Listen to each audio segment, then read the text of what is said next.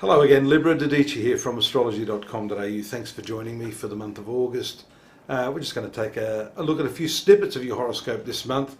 It's a good one for you. I'm happy to start with some good news with the new moon taking place in your 11th house in the sign of Leo on the 3rd.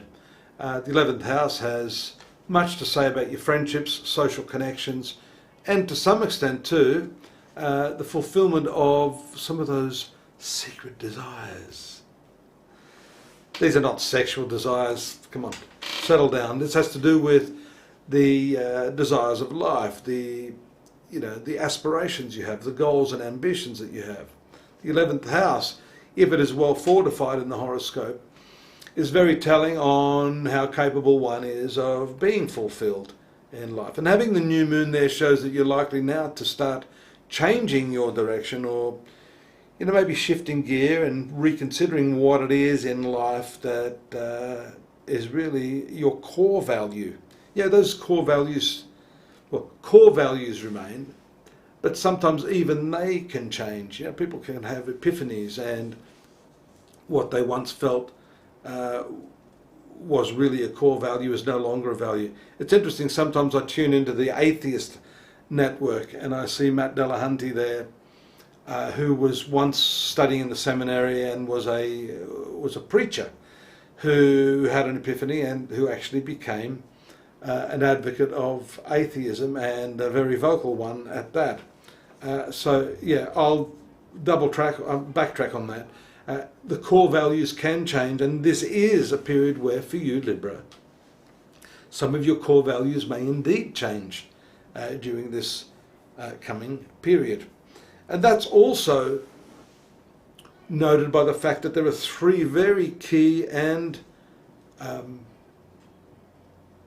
beneficial planets transiting your 12th house now, including your ruling planet Venus, which, it's interesting, these three planets are transiting the sign of Virgo.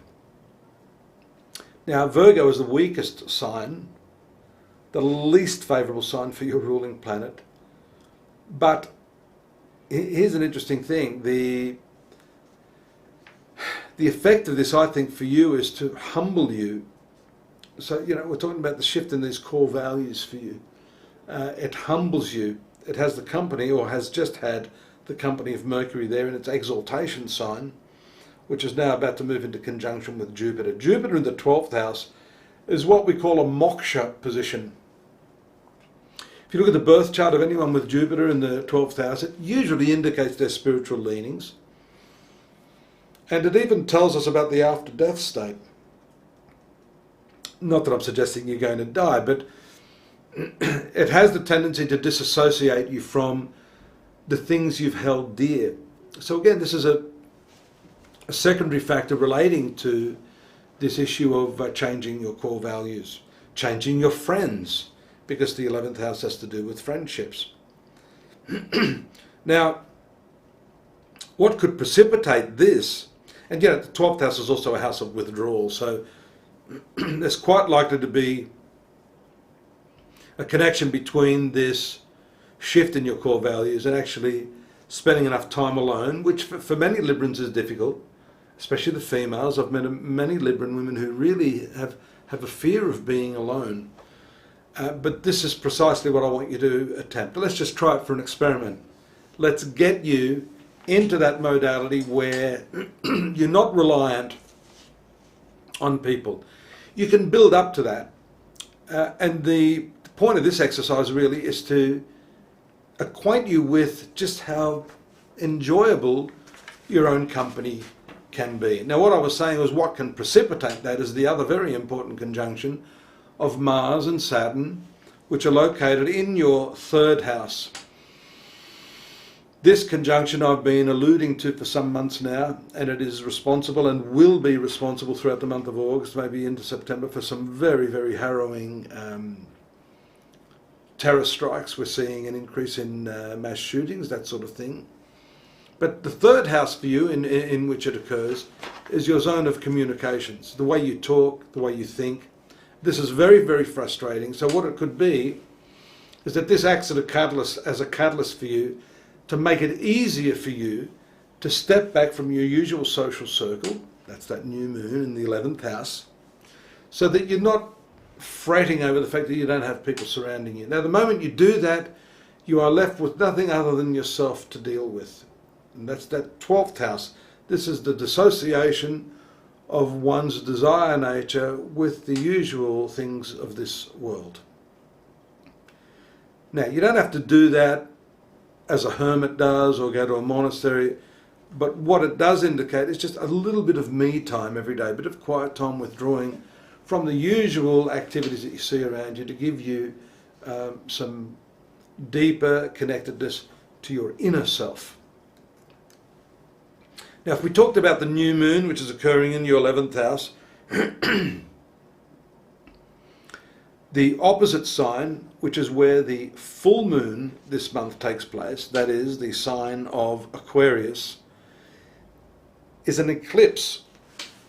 It is because it's occurring near the nodes, what we call the north and the south node axis, past karma, future karma axis. So around the 18th, when this takes place, you are likely to start to really feel the impact of this earlier new moon, which we said takes place in the 11th house. 5th house is also a very spiritual house.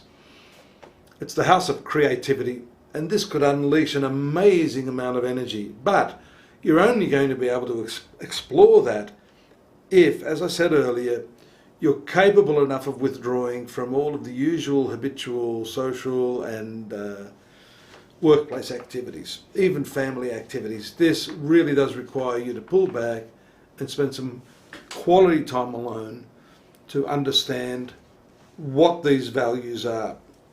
If you're simply hanging on to these values as a habit, then they're not going to work for you anymore because the external circumstances are changing.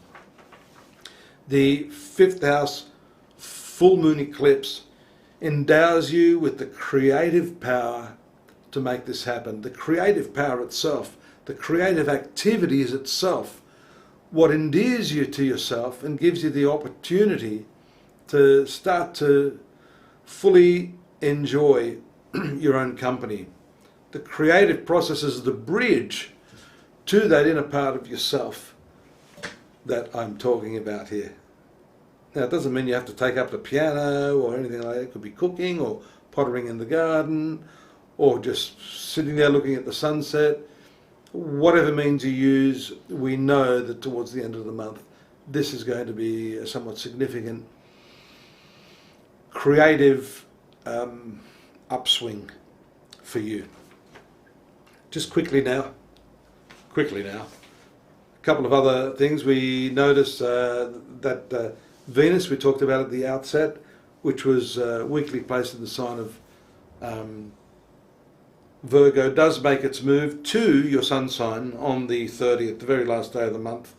It also, prior to that, on the 28th, makes a lovely conjunction after which Mercury has with that Jupiter. So these are all uplifting points. I think at the end of the day, this month is going to be a very telling one, and one in which you can make some great strides in your inner life, Libra. So good luck with that.